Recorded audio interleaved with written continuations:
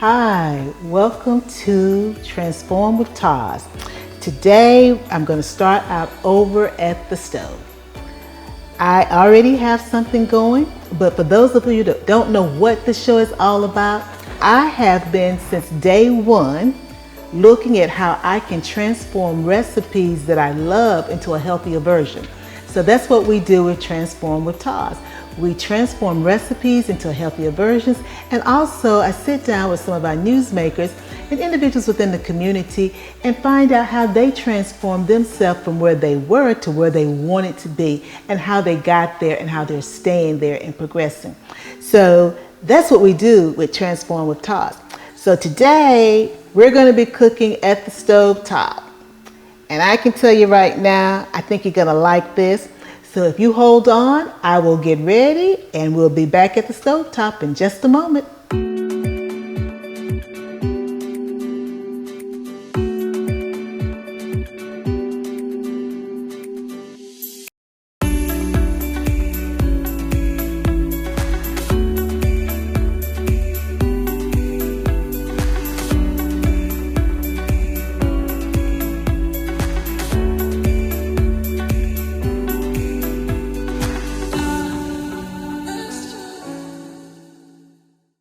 Now I am making today chicken and dumpling. That's what I refer to it as. Some people refer to it as chicken and pastries. And I'm going to tell you, when I first heard that, I didn't know what people were talking about. My mom did not make chicken and dumpling when I was growing up. But you know, you guys know my mama, she takes credit for everything. So we let her take credit, but she never made this when I was growing up. So what I've got here, I've had two large chicken breasts boiling for a little while now, and it's beginning to shred apart. So you know, it's basically done. It'll continue to get more tender as the pastries are put in. But what I did was I added garlic powder, onion powder, and salt, and I let it boil. And I filled this pot with water that covered the chicken breast. Then what I did was I went back after it was almost done, and I added some chicken bouillon, and I added some roasted garlic bouillon, because I wanted to make sure that that flavor was, for me, it has to be there. I don't want to halfway taste the flavor. I need that flavor to walk up and just knock you upside your head. And so what I did was I added that.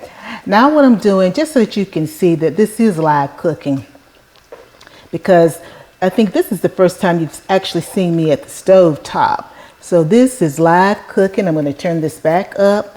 I've got a bottle of water over here because I'm trying to make sure that it's not too thick, but I don't want it too thin. And by that, I mean, I always like to have a little broth, just a little broth. I call this, at different times of the year, I refer to it as my chicken noodle soup, meaning that I don't do chicken noodle soup from a can. I do my chicken and dumplings. So it's coming along. We've broken up the chicken breast some. So what I have here is 2 cans of that I've already opened. Now this is a lower, we're going to turn this down. This is a cream of chicken. And it is I hate to say it, it's a reduced fat, low fat. I know you guys said, how you going to have pastries and you got this low fat stuff? It is good, believe you me. I have made this many different ways. When I first started making it, I would actually chop up onions, and I would chop up celery, and I would make every piece of this from scratch. And I would let it simmer, simmer, simmer. Well, you know, as I said, us girls that have to, you know, work quickly sometimes. This is still going to be a scratch dish.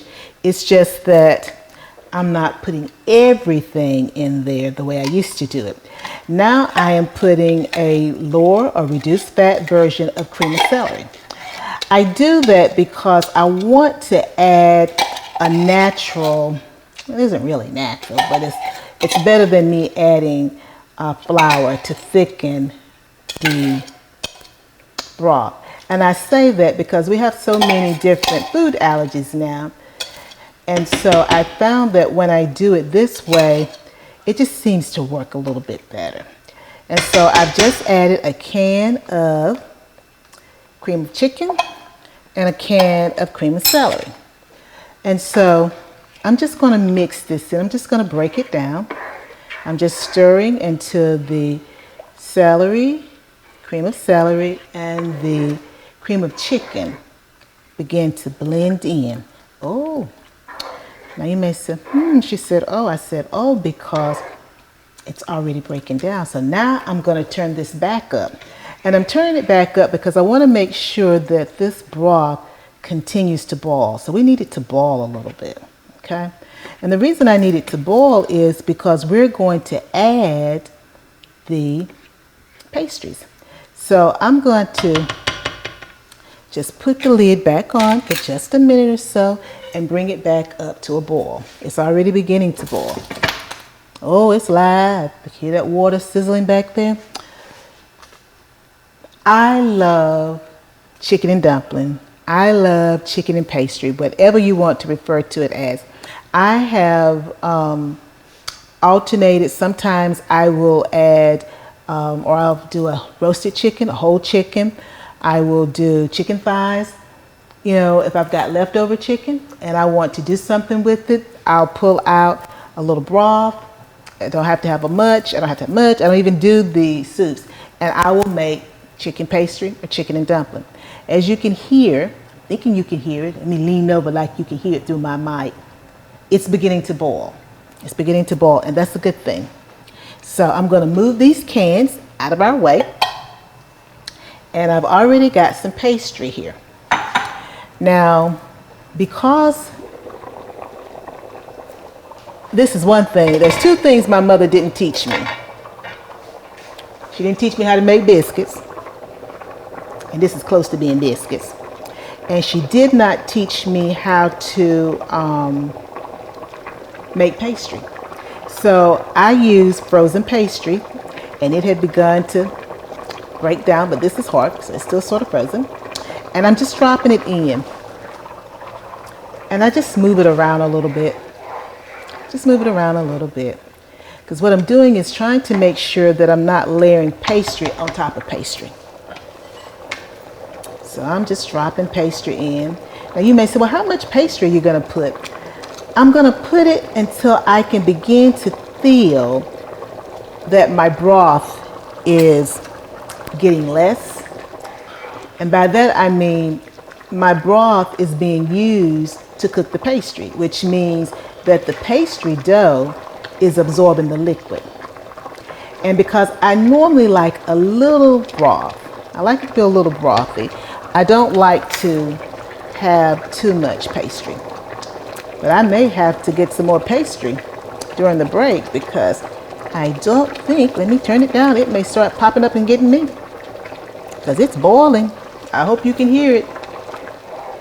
It is boiling. And it smells so good. It smells so good.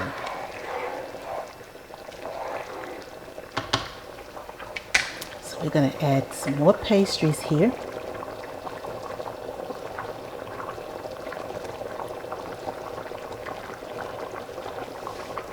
We're going to stir because I've got to make sure how my pastry is coming. Oh, you see the bits of celery from the cream of celery soup? Oh, this is good. It smells good.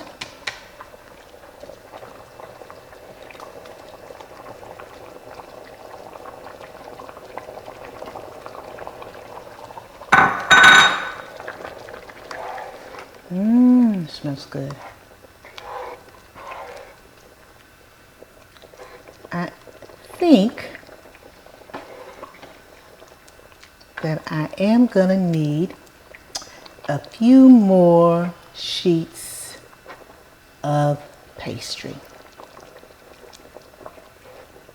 So what I'm gonna need to do is take a quick break and get a couple more strips of pastry, and then I will be right back.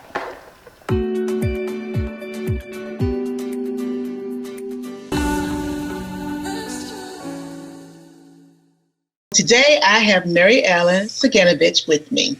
Mary Ellen is a friend that I met on social media. And I tell you, she does the truth of the day. And we were talking off screen about how she came to do the truth of the day. But from one seed, it grew and grew and grew.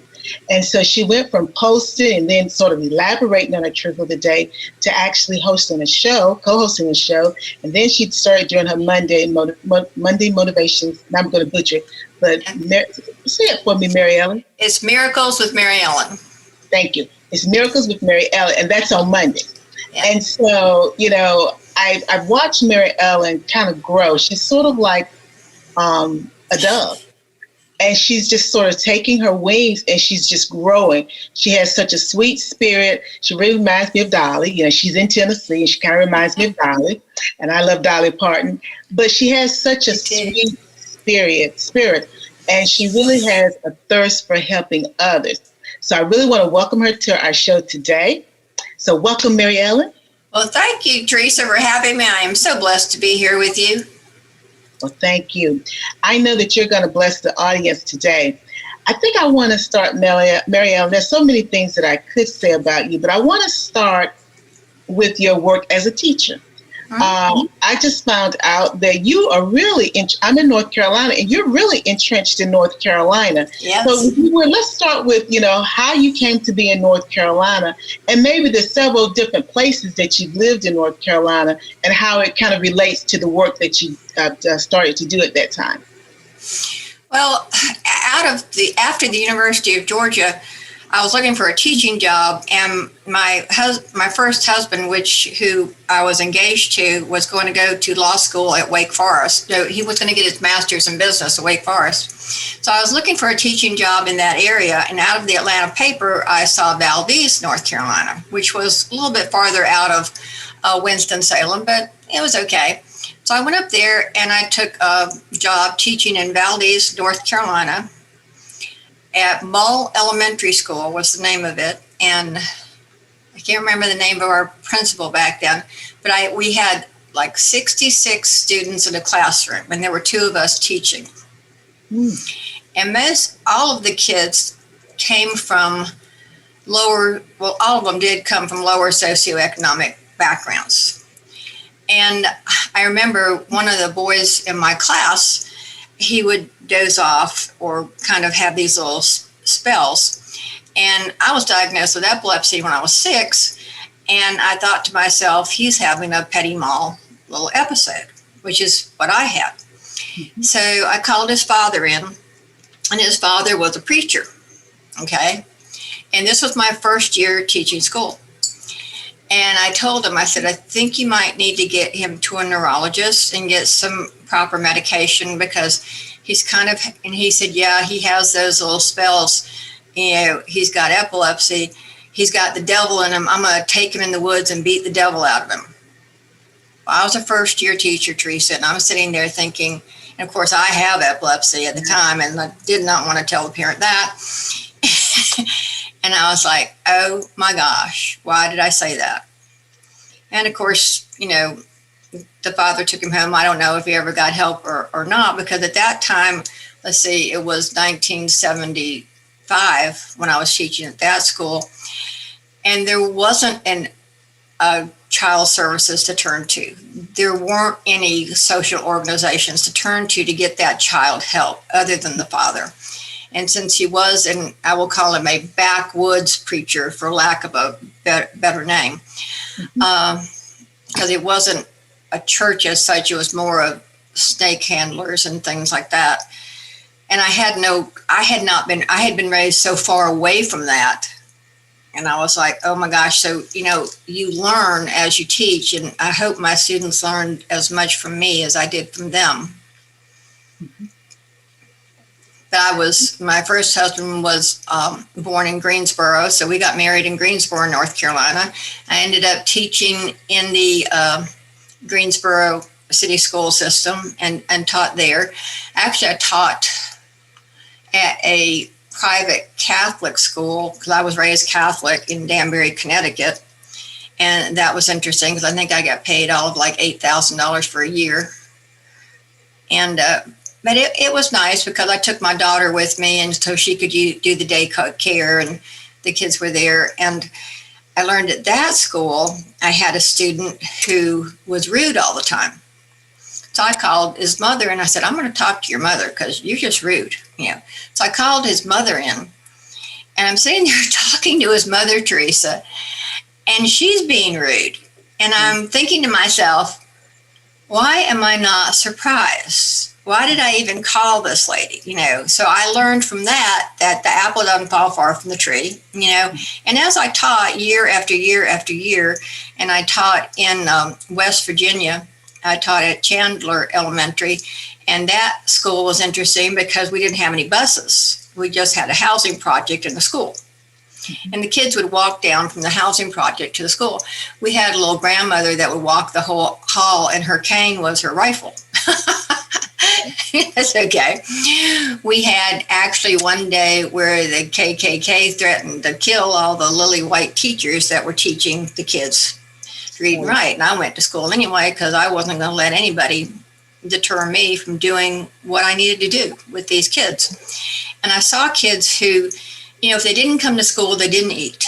If they didn't have shoes without holes in them. They didn't have jackets in the wintertime. And so I would keep lunch money on my desk. I would go out and get shoes and throw them in my closet, in the teacher's closet there I had in my room. And I say, if they're there, you like them, if they fit, please take them. If there's a jacket there that fits you, please, if you want to bring it back and wash it and bring it back, that's fine. If you want to repay the lunch money, that's fine. If you don't, that's fine too.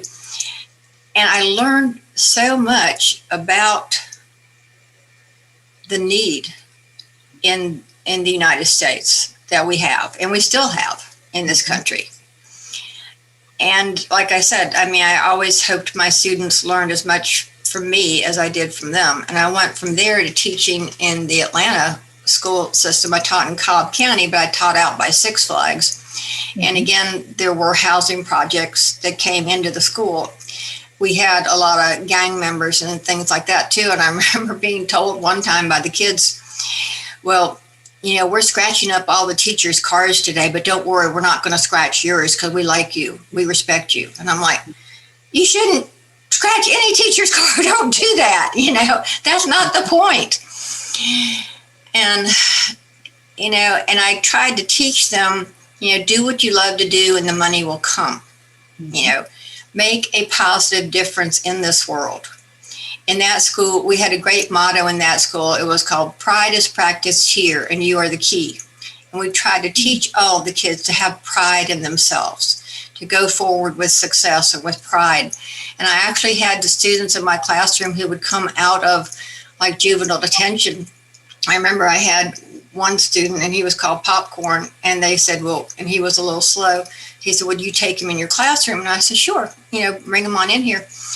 And then he was telling all the boys what he wanted to do with me. So I reported it to the principal, and the principal said, well, maybe you should wear longer skirts. And I'm like, that wasn't the point. My skirts are plenty long, but his mother was actually prostituting him in the laundromat of the apartment complex to get money.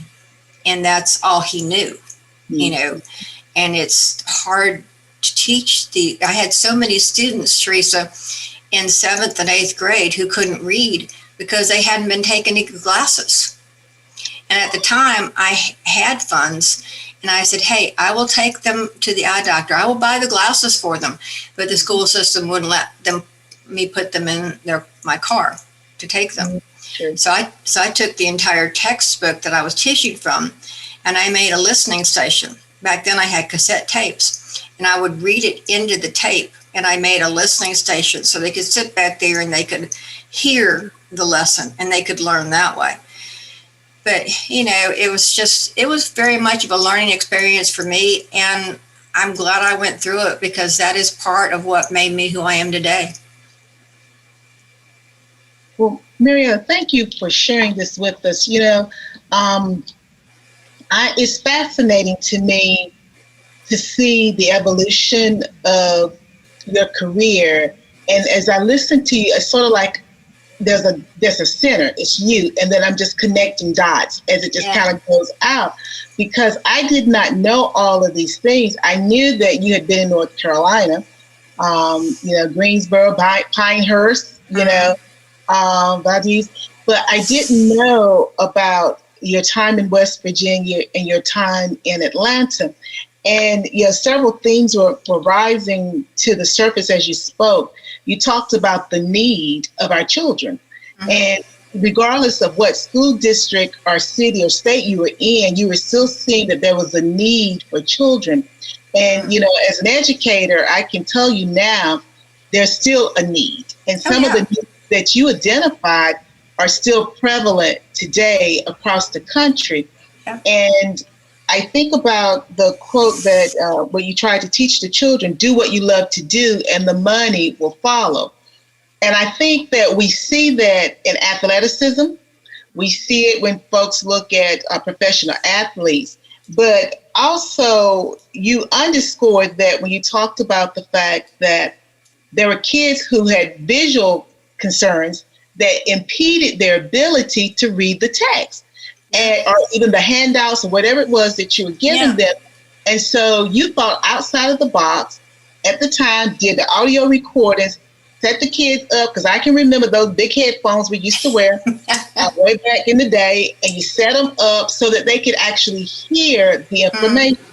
So when I think about your quote, do what you love to do and the money will come, I see the underpinning of still education, because you can do what you want to do and the money will come. But it's so important to have the education so that you can manage the funds that come to you. And I think that's so important. So I did want to bring that out. And, having that positive impact on the world. Well, when I look at what you've done as a 7th and 8th grade teacher, teaching history and English and across multiple school districts and states, I see that positive impact. And it helps me to understand your drive for the work that you currently do. Now, for those who don't know, Mary Ellen is a very successful motivator. She's a coach. She has her own social web series. She's co-hosting an Amazon show now. I mean, she's got her hands everywhere. She's an author. She's working on another book. She's got her hands everywhere. But to me, there's it's like a line that sort of runs through everything that you're doing. And it comes down for me, this idea of giving back. To whom much is given, much is required. And as you told me the story of when you wrote your first several books and how, God spoke to you. And it was like, okay, I'm writing this stuff down. Now here it is. And it's like, no, you're going to do something else with it. So it's like, you, as you indicated, you have epilepsy, but or spells. I know someone in my family who has epilepsy. And so when you said the term spells, I remember that language because that's what people refer to it in the South anyway. I don't know about other parts of the country. And I know back in the day, folks thought that individuals who had spells could not be successful. They could not be contributing members of society. Yeah. And when I look at what you have accomplished, the lives that you've touched as a teacher, the lives that you touch every day through the work that you do, I'm in awe because you are a walking illustration that something doesn't have to paralyze you. Yeah. That's basically what I teach people. I mean, you don't have to be stuck. I mean, I was diagnosed in 1986 with multiple sclerosis. And since I'd already gone through the epilepsy and I was a speaker for the National Epilepsy Foundation, I thought, well, okay, And I just, in 86, there weren't any medications to take. So I started studying spirituality and holistic medicine, whether it was Chinese herbs or Ayurvedic healing or all kinds of different things, simply to heal myself, not ever thinking that I would reach other people.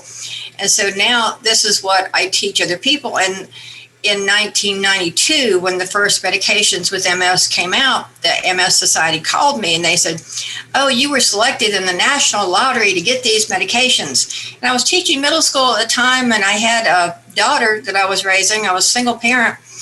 And I'd read about the shots, okay. But I was doing as well as I'm doing now, and I work out every day, and I'm very strict with my diet because of it. I said, well, that's okay. I don't have the money for them because they were like $5,000 a month just for that. And they said, well, we'll fund you or whatever. And I said, well, you don't understand. I don't want them. They said, well, you don't understand. We have people waiting in line. And I said, well, then call the next person. And I hung up on them. And even today, the National Multiple Sclerosis Society is not really fond of me because I don't have a big pharma company that will support me in my speaking engagements because I don't take the medications.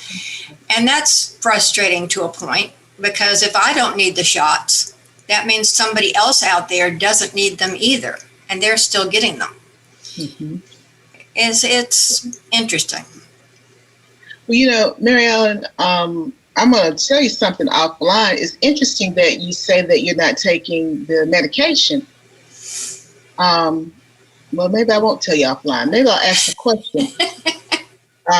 You're not taking the medication. You watch your diet. Mm-hmm. You exercise. Mm-hmm. How have you been able to manage the MS since since '86? How have you managed to do that? It's been one of the hardest routes I've been on because there have been earlier days when I had tremendous pain in my arms from MS, and it would strike out of nowhere. I mean, and people would say it's stress, it's this or that, and I kept telling my doc, and my neurologist would say, well, MS isn't painful. It is pain. Now they're saying yes, it is. People do have nerve pain with it. Well, I went to an Ayurvedic healer and studied Ayurvedic medicine, and they said I was a Vata Pitta dosha, which is a body type. Okay, and they said I have a lot of fire in my system, and if I would use organic coconut oil on my arms on the nerve pain, that I would put out the fire. Well, ever since I've used that organic coconut oil, I have not had any MS pain whatsoever. Now, there is a book out there, one of the first books that I ever read about MS that was positive, and it's called the MS Diet Book. And everybody needs to read this who has MS, and I believe it's by Dr. Robert Swank, I believe. And he talks in there in chapter 3 about the MS personality, excuse me, about being stubborn. And I was like, oh my gosh, I was like reading about myself. Everything they said in there about the MS personality were things that I was supposed to see. God put this in my life not to hurt me. He put this in my life so I could learn from it, so I could learn to be a better person, so I could learn to then assist other people on their healing journey. Anything you go through in your life that's an obstacle, whether it's the epilepsy, whether it's the MS or the trauma at home or anything I went through in college, is there for you to learn from and not to hurt you. And I've just, I don't know, exercise, even when one of the worst things with MS is fatigue. Mm-hmm. And there is a medication out there that will help you. My doctor gave it to me as a sample. And I tried to go get it refilled. Well, first time I went to get it filled, it was $4,000 for a month. Of course, I couldn't afford that. So I said, no, thank you very much. Well, the next time I went to try to get it filled, it was $800 a month. I said, nah, it's okay. I won't get that either. And I've even contacted the pharmaceutical company. And see, if I didn't have insurance, I could get it for $8 a month. Okay. But since I have insurance, I have to pay the other things. So, of course, I'm not using that. I do have things that I use for energy. And one of the best things that I do is go downstairs and work out, even when I'm so fatigued. And the MS fatigue is not just being tired. Anybody will tell you, you wake up in the morning and you're already tired, and you've had a great 8 hours sleep. I mean, the fatigue is immense. And so I do have different things. One's called a green stinger, which is probably something that people aren't supposed to do. And ephedra was outlawed. I used to take that, but then they outlawed that. So I had to buy that on the black market for a while. And even my neurologist will say, you've got a good heart, so you should be able to get these herbs. But since a football player used it and fell over dead, then people that need them can't get them. Okay. And it's MS, multiple sclerosis, is frustrating, to say the least. Mm-hmm. You will get into a state of depression out of nowhere, where I have nothing to be depressed about at all. They just hit you. The fatigue will just hit you. And you just deal with it, and you work through it, and you take a walk, or you exercise, or you connect with somebody, or people are welcome to connect with me. You just work through it as best you can. What advice would you give a first-year teacher who may be struggling because, for lack of a better way of saying it, I hope I don't get a tap for this, but as an educator, even when students do their student teaching, unless they're in a Title I school, they really don't truly understand the obstacles. In Title I, for folks that don't know, it's a low socioeconomic status school. That means it's not a lot of money that flows in that part of the community. So unless you're in a school, unless you're doing your internship or your student teaching in that sort of setting, you really don't get exposed to the challenges, the real challenges that students and parents and teachers and administrators face on a day-to-day basis. So, they don't, I said first-year teacher, but it could be fifth-year teacher, because when you're living that day after day, sometimes it becomes a bit overwhelming. So if you could give some advice to someone who's working in that environment, what advice would you give them after having lived that, and you lived it during a time period where there were even lesser resources? Well, I would tell them that their attitude is so important. The way you see your students is the way they are going to be. The way you visualize your classes are the way they're going to be. You can visualize your students being good. And you can, I used to drive to school. I lived in Roswell or Marietta, and I would drive out by Six Flags to teach. And on the way driving, I would talk to God, and I would say, okay, God, I need a game to get this concept across. And by the time I got to school, I had that in I knew what I was going to do. And I remember teaching when I taught too out by Stone Mountain at a school, and I was already teaching these things that I'm talking to you about now. And I called my 6th period class in my mind, my class from HELL. And I kept thinking to myself, why are they like that? And then I thought, Mary Ellen, they're like that because you think they're like that. Look what you're asking God to be, So I revamped my attitude. And that class didn't become just a piece of cake. And it was tons better. I mean, it was not about them. It was all about me and my attitude. And the worst thing you can do, the worst thing any teacher can do, is go and look at the permanent records before you get your students. Mm-hmm. Don't read those notes from the teacher before, because then you're going to say, oh, last year's teacher said he's a troublemaker. Well, you just made him a troublemaker for the next year too. Clear your slate. Don't have any judgments. Don't have any expectations. Don't have any motives. I remember when I was working at the Stone Mountain School, one year, I remember my students came in the very first day. And I remember this African-American boy looked at me and he goes, "You're white." And I said, "Really? Are you kidding me?" And he said, "Well, you're going to expect us to respect you." And I looked at him and I said, "No, I'm going to earn your respect. And you're going to earn my respect too." Because that's what I did in my classroom. And when the parents would come for their first PTA meeting, I would talk to them and I said, yeah, I'm going to teach Georgia history, or I'm going to teach English or whatever. And more importantly than that, I'm going to teach your students how to think. Because if I could teach them how to think outside the box, as if there is no box, then your students can do anything with their lives. And I would give the same advice to parents, okay? Parents, if your students or if your children are acting up at home, if they're not being respectful, well, are you showing respect to your spouse? Are you showing respect to yourself? Are you being nice? Are you being kind? You have to demonstrate to your children the attitudes and the attributes you want them to have. Otherwise, they don't learn them. One of the skills that I didn't learn, Teresa, growing up was friendship, because it was not a skill that I was taught. So parents, if you want your students to have study skills, teach them the study skills. And if you don't know how, Google them. If you don't know how about that, contact me. I will help you.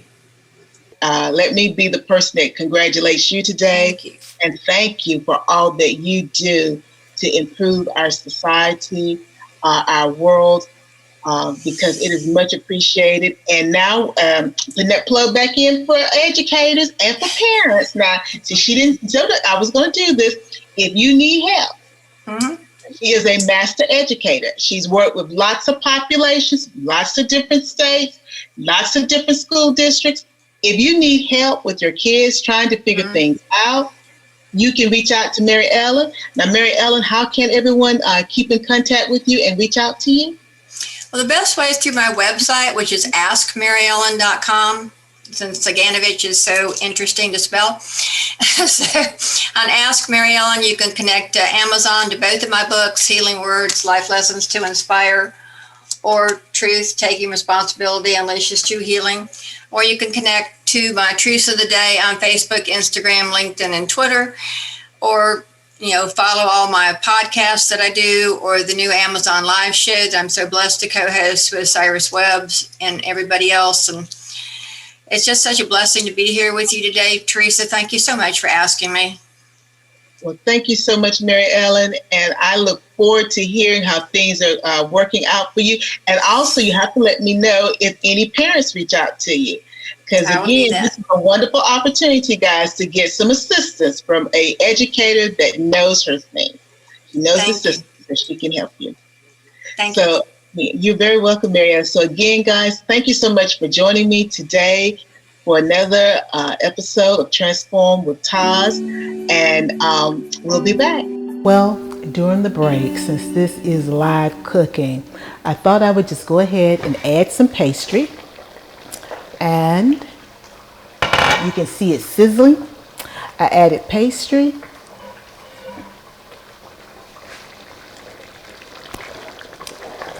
And it's starting to thicken. You can hear it sizzling, because you have to continue to stir this because it's got the 2 creams of soup. Because if you don't, it will begin to stick. But it's not going to stick on us. So it is basically done. I also added some additional garlic and onion powder because I had to do a taste test and I just didn't feel like it was good enough. It's got to be worthy of the movement. And so in addition to that, I almost forgot that I needed to add a little light margarine. And of course, I do light margarine. You don't have to do light margarine, but I do light margarine. And I added that. So as this continues to simmer, this is only going to get better. It is only going to get better. But I'm stirring it because I'm trying to find just enough that is done so that I can bring it out so that you can see me taste it. Hi, behind the scenes, I have been working this chicken and dumpling or chicken and pastry. So what I want you to see is how the chicken and dumpling has really come together. And I'm just grabbing it, this lid. But you see how it's come together? It's no longer separated. And I know I said to you, I wanted to make sure that my pastry was done before. Some of the pastry still looked a little almost, I don't know if translucent is the word. It wasn't looking solid. Meaning now as you begin to look at it, you will see that it's solid. It's not see-through anymore. And so that's what you want. And of course, you're going to let this continue to simmer. While I was gone, I add a little more garlic, and a little more black pepper. But I'm ready to taste now. So I've already just pulling that chicken apart. Look at that chicken. Just pulling that chicken apart. Oh, this is going to be good. I have already got a bowl here. It's a hot bowl. It is a hot bowl. So I'm going to put the bowl down. I don't know how it's going to taste, but you see that steam? The steam is rising. So what I'm going to do, since the steam is rising and I do want my mouth to work tomorrow, I'm just going to take some from the edge where hopefully it's a little cooler. And I'm going to blow. Well, you see why I got to blow? You see that steam? Do you see that steam rising? Okay.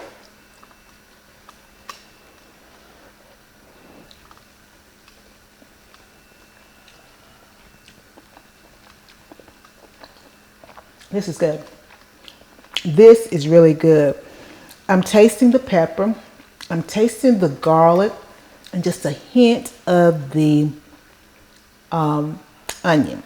This is really good. Since this is my bowl, I'm going to taste a little more because it is my bowl.